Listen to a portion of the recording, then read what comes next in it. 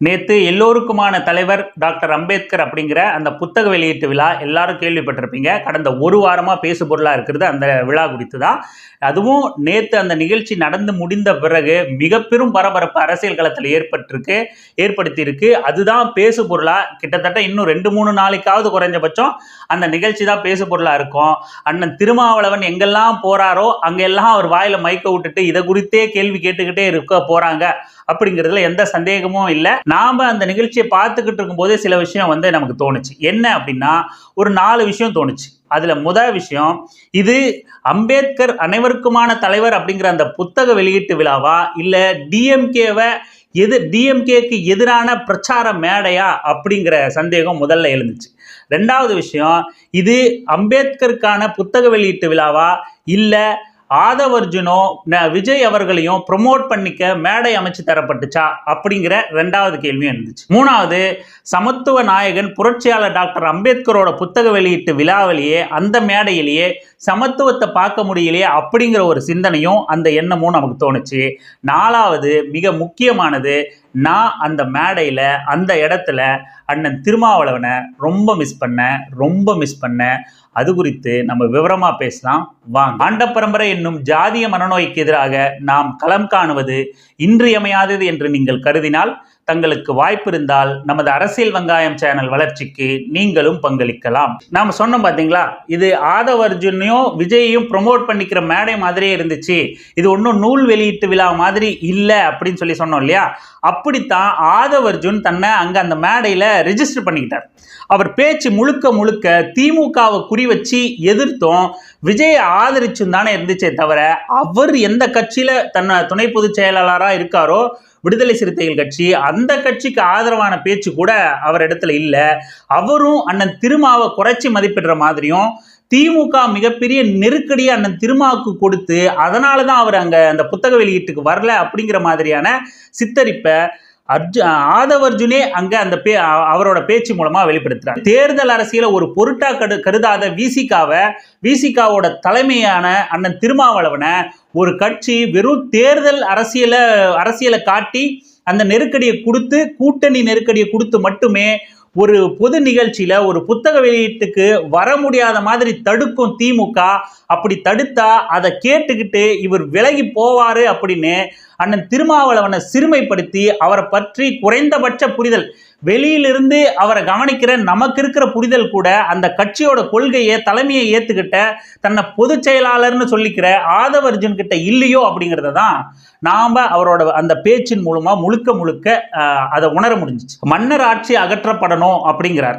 இப்போ நீங்க திமுக ஆட்சி மேல குற்றம் சொல்றீங்க, அவங்களோட கூட்டணி அதிகார பகிர்வில் குற்றம் சொல்றீங்க, ஆட்சியிலும் அதிகாரத்திலும் பங்கு கேட்குறீங்க. இதெல்லாம் கூட ஒரு வகையில் வாஸ்தவமான இல்லை பரிசீலிக்கப்பட வேண்டிய விஷயம். அதை நியாயப்படுத்தியும் நாமளும் பேசலாம், அந்த மாதிரியான விஷயங்கள் தான்.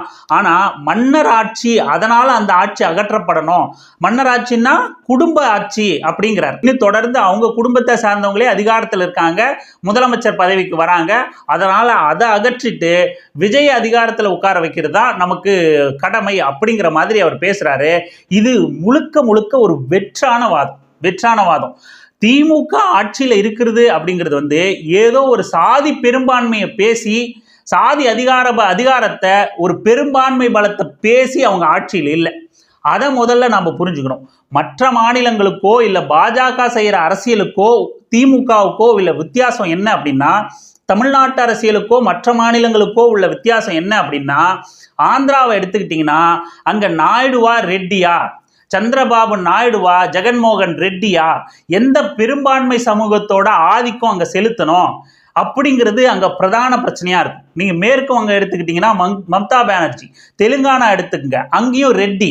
இப்படி எல்லா மாநிலங்கள்லயும் சாதியின் அடிப்படையில் அரசியல் நகர்ந்துகிட்டு இருக்கு. அந்த சாதியின் அடிப்படை அப்படிங்கிறதும் கூட பெரும்பான்மை ஜாதியை அடிப்படையாக கொண்டதாக தான் அரசியல் இருக்கு. ஆனால் தமிழ்நாட்டை பொறுத்த வரைக்கும் பெரும்பான்மை சாதி அப்படிங்கிறது அதிகாரத்தில் அமரவே இல்லை. அனைத்து மக்களுக்குமான அரசியலை பேசி மட்டும்தான் இங்கே ஒரு ஆட்சி அமைக்க முடியும். சாதி அடிப்படையில் வெளிப்படையாக பேசி அங்கே ஒரு ஆட்சி இங்கே அதிகாரத்தை கைப்பற்றவே முடியாது அப்படிங்கிற ஒரு சூழல்ல தமிழ்நாட்டில் இருக்கு.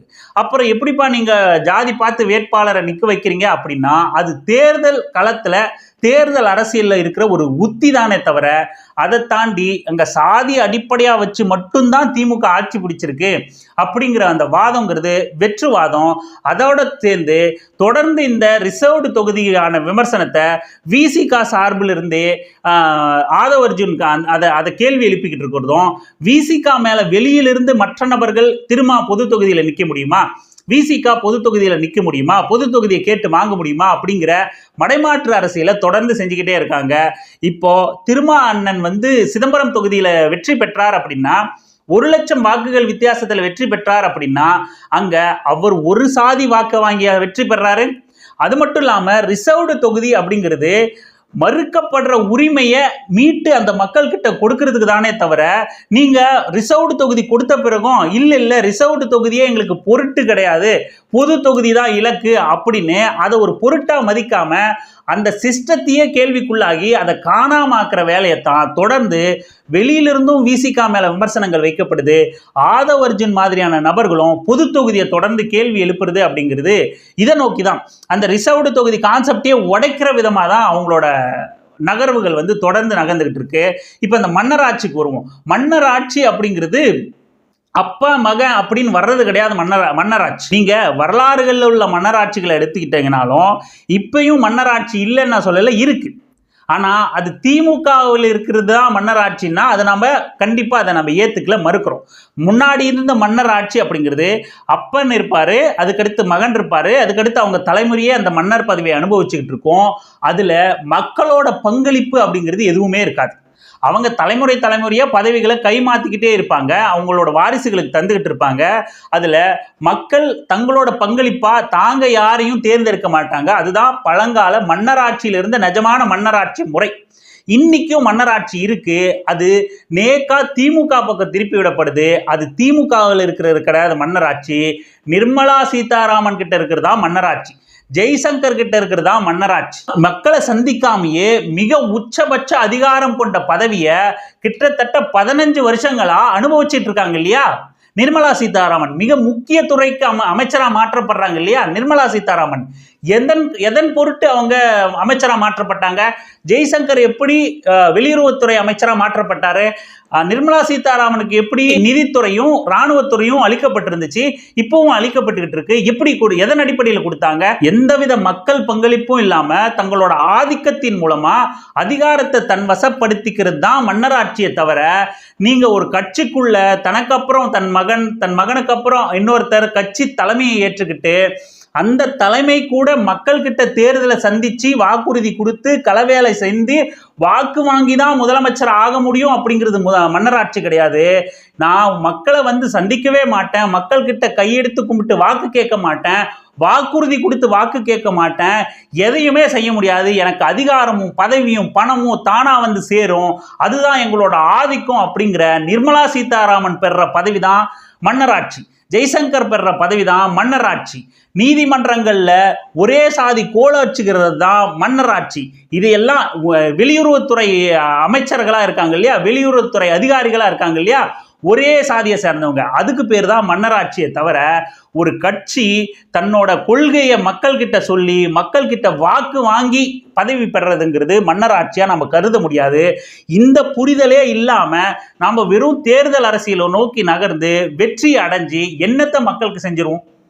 ஒரு அடிப்படை புரிதலே இல்லாம என்னத்தை மக்களுக்கு நீங்க செயலாற்றிட முடியும், பங்காற்றிட முடியும்?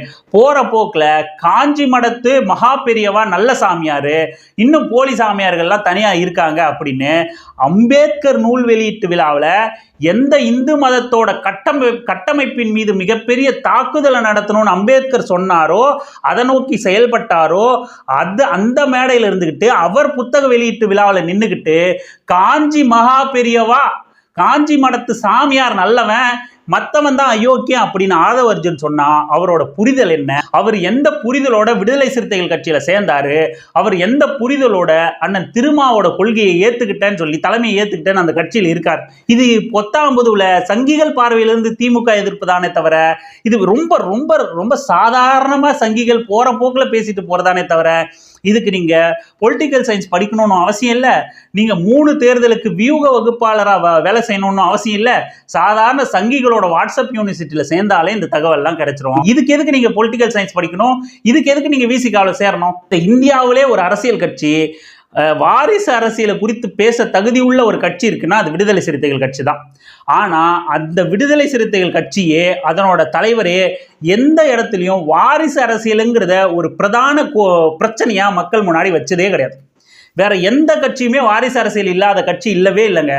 அது பாமக, பாஜக, திமுக, அதிமுக, வேற எந்த கட்சி எடுத்துங்க, மிக கொடூரமான வாரிசு அரசியல் கொண்ட கட்சி என்றது பாஜக.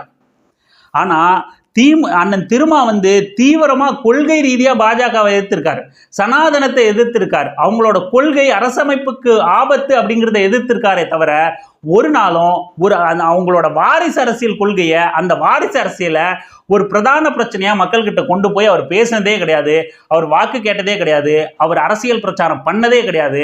ஆனா அந்த கட்சியோட துணை பொதுச் செயலாளராக இருந்துகிட்டு நீங்க ஒரு சங்கி பேசுற, ஒரு வாட்ஸ்அப் யூனிவர்சிட்டியில வாழ்ந்துகிட்டு இருக்கிற ஒருத்தன் பேசுற, போற போக்குல அவதூறு பரப்புறவன் பேசுற மாதிரி அவதூறா வெற்று பேச்சா திமுகவோட வாரிசு அரசியல பேசிக்கிட்டு இருக்கீங்க. ஆனா நீங்க தான் நிர்மலா சீதாராமனை பேச மறுக்கிறீங்க, நீங்க தான் ஜெய்சங்கரை பேச மறுக்கிறீங்க, நீங்க தான் உயர் நீதிமன்ற உச்ச நீதிமன்ற அந்த வாரிசு அரசியல மன்னராட்சியை நீங்க பேச மாட்டீங்க. ஆனா திமுகவை பேசுறீங்க. ஆனா ஆதவ் அர்ஜுன் அங்க அந்த மேடையில பேசினது மொத்தமும் விஜய் ரொம்ப ஆர்வமா கேட்டுக்கிட்டு இருந்தார். எல்லாரும் விசில் அடிச்சு கை தட்டிக்கிட்டு விஜய் கட்சியோட தாவேக்காவோட பொதுச் செயலாளர் புஷி ஆனந்தெல்லாம் என்னையா இப்படி பேசுறாந்தாலே அப்படின்னு ஒரே குஷி மோட்ல போயிட்டாப்ல, ஒரு என்ஜாய் பண்ணிக்கிட்டு இருந்தாப்ல. திமுக அட்டாக் பண்ணி பேசுறதுன்னே அவங்களுக்கு அவ்வளோ குஷி ஆயிடுச்சு. விஜயும் ரொம்ப அப்படியே கூஸ் பம்ப்ஸ் ஆன மூமெண்ட்ல அப்படியே வெறித்தனமா பார்த்துக்கிட்டு இருந்தாப்புல ஆதவ் அர்ஜுன் என்ன பேசுறாரு அப்படின்னு சொல்லிட்டு. ஓகேடா, நம்ம கட்சிக்கு கிடைச்ச ஆள்ற தூக்குறா இருந்தாலும் நம்ம கட்சியில் அப்பாயின்மெண்ட் பண்றா அப்படிங்கிற மைண்ட் செட்ல தான் நிஜமாவே விஜய் அங்க உட்காந்து பார்த்துக்கிட்டு இருந்தார். விஜய் பேசினதும் அதை சார்ந்தே தான் இருந்துச்சு. அவரும் பேரளவுக்கு அண்ணல் அம்பேத்கர் பற்றி பொதுவெளியில் டெம்ப்ளேட்டாக பேசுகிற சில விஷயங்களை பேசி விட்டுட்டு அவரை மாட்டு வண்டியிலேருந்து குதிரை வண்டியிலேருந்து கீழே தள்ளி விட்டாங்க, தண்ணி குடிக்க குளத்தில் நீர் மறுக்கப்பட்டுருச்சு அப்படின்னு, அதாவது கனெக்ட் பண்ணுறாங்க ரெண்டு பேர். அவங்க அங்கே மேடையில் பேசின எல்லாருமே வேங்கை வயல் பிரச்சனை, அம்பேத்கருக்கு குடிநீர் குளத்தில் மறுக்கப்பட்டுச்சு, ரெண்டும் இன்னமும் வாழ்ந்துகிட்டு இருக்கு, ஐயோஹோ ரெண்டுக்கும் காரணம் திமுக தான் அப்படிங்கிற மாதிரி இங்கே நடக்கிற எல்லா பிரச்சனைக்கும் திமுக தான் பிரதான காரணம், திமுகவை ஒழிச்சிட்டா எல்லாமே இங்கே சரியாக போயிடும், அம்பேத்கர் எல்லார் உள்ளங்களிலும் வாழ்ந்துருவார் அப்படிங்கிற போக்கில் தான் பேசிக்கிட்டு இருந்தாங்க. விஜயும் அதே தான் கண்டினியூ பண்ணாரு. போகிற போக்கில் இவர் ஆதவ் அர்ஜுனும் சரி விஜயும் சரி அண்ணன் திருமாவோட மனதும் மனசாட்சியும் இந்த மேடையில தான் இருக்கு, அவருக்கு கொடுக்கப்பட்ட அரசியல் நெருக்கடினால அவர் இங்க கலந்துக்கல, ஆனா அவர் மனசு ஃபுல்லா இங்க தான் இருக்கு. அவர் இது வரைக்கும் மேடையே பார்த்தது இல்லையா? அவர் ஏறாத மேடைன்னு ஏதாவது இருக்கா? அவர் பார்க்காத மேடையா? ஆயிரக்கணக்கான மேடைகள் அவர் பார்க்காத, அவருக்கு ஓய்வு தான் இல்லை, கொஞ்சம் விடுங்கடா ரெஸ்ட் எடுத்துக்கிறேன் அப்படிங்கிற மைண்ட்ல தான் இருக்காரே தவிர அவருக்கு ஒன்றும் மேடை புதிதில்லை, அவர் பார்க்காத மேடையும் இல்லை, அவர் பார்க்காத பிரம்மாண்டங்களும் இல்லை. அதை முதல்ல விஜயும் புரிஞ்சுக்கணும், அந்த கட்சியிலே பயணிக்கிற ஆதவ் அர்ஜுனும் புரிஞ்சுக்கணும். அவருக்கு ஒன்றும் ஐயோ நம்ம இல்லாமல் இங்கே நடக்குதே, சார் நம்ம இருந்திருந்தா நல்லா இருந்திருக்குமே, அதுக்கு ஒரு டிக்கெட் நமக்கு கிடைச்சிருக்கலாமே அப்படின்னு ஏங்கிக்கிட்டு இருக்கிறவர் இல்லை. போகிற போக்கில் ஆதவ் அர்ஜுனும் சரி விஜயும் சரி அண்ணன் திருமாவை ரொம்ப குறைச்சி மதிப்பிட்டு அவரோட அரசியலை உழைப்ப போகிற போக்கில் ஜஸ்ட் லைக் தட்டுன்னு அவர் திமுகவோட கட்டுப்பாட்டில் இருக்கார் அப்படிங்கிற மாதிரி போகிற போக்கில் அடித்து விடுறதுங்கிறது பச்சை அயோக்கியத்தனம். அது அரசியல் புரிதல் இல்லாத விஜய் பண்ணாலும் பரவாயில்ல, அந்த கட்சியிலேயே பயணிச்சுக்கிட்டு கொள்கையை ஏற்றுக்கிட்டேன் தலைமையை ஏற்றுக்கிட்டேன்னு துணை பொதுச் செயலாளராக இருக்கிற ஆதவ் அர்ஜுன் இதை பண்ணுறது மிகப்பெரிய அயோக்கியத்தனம். முதல்ல கொள்கையை புரிஞ்சுக்குங்க, இல்லை அண்ணன் திருமாவை புரிஞ்சுங்க, இல்லைன்னா நீங்களாவே அந்த கட்சியை விட்டு விலகிடுங்க. நீங்கள் பேரளவில் ஏதோ ஒரு கட்சியில் இருக்குன்னு மட்டும் போய் சேர்ந்துக்காதீங்க. மூணாவதாக ஒரு விஷயம் நம்ம சொல்லியிருந்தோம், என்னென்னா மேடையிலேயே சமத்துவம் இல்லையே அப்படிங்கிற விஷயத்த நம்ம சொல்லியிருந்தோம் இல்லையா? உண்மையிலேயே அந்த அந்த அந்த எண்ணம் எனக்கு தோணுச்சு. மேடையில் எல்லாருக்கும் பொன்னாடை போத்தி வரவேற்கிறாங்க, அங்கே அந்த சீஃப் கெஸ்ட்டுக்கு எல்லாருக்கும். அதுக்கப்புறம் சிலரை கூப்பிட்டு மேடையிலேயே அந்த புத்தகத்தை தரோம் கௌரவிக்கிறோம் அப்படின்னு போடப்பட்ட பொன்னாடைன்னு நீங்கள் சொன்னது, அந்த பொன்னாடையிலேயே அவ்வளவு வித்தியாசமும் ஏற்றத்தாழ்வும் நம்மளால் பார்க்க முடிஞ்சிச்சு. 3 விதமான மரியாதைகள் அங்க செய்யப்பட்டுச்சு, 3 விதமான பொன்னாடைகள் அங்க போற்றப்பட்டுச்சு. ஒரு சமத்துவ தலைவர் புத்தக வெளியீட்டு விழா மேடையிலேயே நீங்க சமத்துவமின்மையை பின்பற்றும் போது நீங்க என்ன அம்பேத்கரை புரிஞ்சுக்கிட்டீங்க, உங்களுக்கு என்ன கொள்கை புரிதல் இருக்கு, அங்க இருக்கிற விகடனுக்கா இருக்கட்டும், வாய்ஸ் ஆஃப் காமனுக்கா இருக்கட்டும், ஆதவர்ஜுனுக்கா இருக்கட்டும், இல்ல விஜய்க்கா இருக்கட்டும், என்ன புரிதல் உங்களுக்கு இருக்கு, எப்படி அண்ணல் அம்பேத்கரை நீங்க முழுமையா ஏத்துக்கிட்டீங்கன்னு எங்களால் நம்ப முடியும். அங்கே ஒரு சமத்துவமின்மை இல்லையே. நீங்க என்ன வந்து 5000 பேருக்கும் 1000 பேருக்கும் 2000 பேருக்குமா சால்வை போட்டீங்க, பட்ஜெட்டுப்பா அதனால நாங்க கம்மியா போடுறோம் அப்படின்னு. எப்படியும் ஒரு 20 பேருக்கு 10 பேருக்கு இல்ல 20 பேருக்கு சால்வை போட்டிருப்பீங்க. ஒரே மாதிரி போடுறதுல என்ன உங்களுக்கு அவ்வளவு பட்ஜெட் இடிச்சிட போகுது? அதுல மிச்சம் பண்ணி நீங்க என்னத்தை சாதிச்சிட போறீங்க? அப்படி இல்லையா? நீங்க சாதாரணமா அங்க கௌரவிக்கப்பட்ட புத்தகத்தை வழங்குனீங்கல்ல, கீழே இருந்து கூப்பிட்டு சிலருக்கு, அவங்களுக்கு என்ன சால்வை போட்டீங்களோ அதையே விஜய்க்கும் போட வேண்டியதானே, அதையே ஆதவர்ஜுனுக்கும் போட வேண்டியதானே. அவங்க என்ன கோச்சுக்க போறாங்களா? இல்ல அவங்களுக்கு பொன்னாடை பார்த்ததே இல்லையா? அவங்களுக்கு அதெல்லாம் ஒரு பொருட்டா? இல்ல நீங்க அவ்வளவு காஸ்ட்லியான பொன்னாடை போட்டீங்கன்னா அதை எடுத்துட்டு போய் அவங்க பத்திரப்படுத்தி ஷோகேஸ்ல வச்சுக்க போறாங்களா, நினைவு பரிசா வச்சுக்க போறாங்களா? அப்படி ஒன்றும் கிடையாது. இல்ல ஒன்று அது ஒரு மரியாதை நிமித்தம் அப்படின்னா எல்லாருக்கும் ஒரே மாதிரி ரொம்ப சாதாரண ஒரு டவலை அந்த பொன்னாடையை போத்திருக்கணும். இல்லை உயர்வா அவங்களுக்கு போத்திட்டீங்கன்னா அதையே மற்றவங்களுக்கும் ஃபாலோ பண்ணிக்கணும். ஒரு பொன்னாடையில் உங்களுக்கு சமத்துவத்தை பின்பற்ற முடியல, நீங்கள் உட்கார்ந்துக்கிட்டு திமுகவை குறை சொல்லிக்கிட்டு இருக்கீங்க. நீங்கள் உட்கார்ந்துக்கிட்டு நாங்கள் அனைவருக்குமான தலைவர் அம்பேத்கரை வெளியிடுறோம், புத்தகத்தை வெளியிடுறோம்னு சொல்லிக்கிட்டு இருக்கீங்க. புத்தகம் மிக வரவேற்க வேண்டிய விஷயம். ஆனால் அதை வெளியிடுற உங்ககிட்டயே அந்த கொள்கை புரிதல் இல்லை, அந்த சிந்தனை இல்லை அப்படிங்கிறது தான் நாம அங்கே கவனித்த விஷயமாகவும் உங்ககிட்ட பகிர்ந்துக்க வேண்டிய விஷயமாகவும் நினச்சோம். இல்லை கடைசியாக இறுதியாக அண்ணன் திருமாவை அந்த மேடையில் மிஸ் பண்ணோன்னு சொன்னோம் இல்லையா? ஒரு நூல் வெளியீட்டு விழாவில் ஒரு புத்தக வெளியீட்டு விழா எப்படி இருக்கணும், அங்கே என்ன பேசணும் அப்படிங்கிறத ஒரே ஒரு நூல் புத்தக வெளியீட்டு விழா மேடையில் அண்ணன் திருமாவோட பேச்சை கேட்டால் நீங்கள் எல்லாருமே அவரை மிஸ் பண்ணிட்டோம் அப்படிங்கிறத புரிஞ்சுப்பீங்க. அந்த மேடையில் ஒருவேளை நம்ம இருக்கணும் அதெல்லாம் சொல்ல வரல, ஒரு வாதத்துக்கு ஒரு புத்தக வெளியீட்டு மேடையில் அண்ணன் திருமா அங்கே இருந்திருந்தா அவரோட பேச்சு எப்படி இருந்திருக்கும் அப்படின்னா, ஒரு 500 பக்கம் கொண்ட ஒரு புத்தகத்தை நீங்கள் முழு புரிதலோடு படித்து முடித்து மடித்து வைக்கும்போது ஒரு திருப்தி ஏற்படும்ல, அப்படியான ஒரு திருப்தியை, அப்படியான ஒரு புரிதலை, அப்படியான ஒரு நம்பிக்கையை அவர் பேச்சு ஒரு அரை மணி நேரம் 1 மணி நேரம் பேச்சில் அவர் எல்லார்கிட்டையும் கடத்திருப்பார். அவரோட 1 மணி நேரம் அங்க வந்திருந்த 1000 பேரோட 1 மணி நேரமா மதிப்பு மிக்க 1 மணி நேரமா மாறி இருக்கும். அந்த வீடியோவின் மூலமா பல லட்சக்கணக்கான பேரோட 1 மணி நேரமா மாறி இருக்கும். மிக சர்ச்சைக்குரிய மேடையா மாறினதுனால அவரோட பேச்சை அனைவரும் முழுமையா கவனிச்சிருப்பாங்க. அதன் மூலமா அம்பேத்கரோட உண்மையான கொள்கைகளை, சமத்துவ சிந்தனையை, இந்த மக்கள் மீது கொண்ட அவரோட பேரன்பை வெகு மக்கள் கிட்ட வெகுவா அவரோட பேச்சு கொண்டு போய் சேர்த்திருக்கோம். இங்க உட்கார்ந்துக்கிட்டு பாயாசமா, அதிகாரமா, திமுகவா, மன்னராட்சியான்ற விவாதம் நடந்திருக்காது. மக்கள் கிட்ட வேல்யூபிள் டைமா அவங்கள சிந்திக்கக்கூடிய விஷயமா மாறி இருக்கும். இதனால அந்த மேடையில உண்மையிலேயே வெகுவா அண்ணன் திருமாவோட பேச்சை அந்த மேடையில மிஸ் பண்ண. இறுதியா அந்த மேடையை நம்ம எப்படி பார்க்குறோம் அப்படின்னா, அனைவருக்குமான தலைவர் அம்பேத்கர் அப்படிங்கிற அந்த புத்தகத்தை தவிர, அம்பேத்கரோட பேரன் ஆனந்த் டெல்துமேவை தவிர, அவரோட பேச்சை தவிர, முன்னாள் உயர் நீதிமன்ற நீதிபதி நீதியரசர் சந்துரு அவர்களோட பேச்சை தவிர அது வர்த்தில்லாத மேடையாத்தான், அந்த அளவுக்கு மதிப்பு மிகுந்த மேடையா நமக்கு தெரியல. இந்த 3 விஷயங்களை தவிர்த்துட்டா அவ்வளோதான். அந்த மேடை குறித்து நம்ம ஒரு வரியில சொன்னோம்னா அதுதான் நம்மளோட கருத்து. தொடர்ந்து பேசலாம், தொடர்ந்து இணைந்திருங்கள் அரசியல் வெங்காயம் சேனலுடன். நன்றி, வணக்கம்.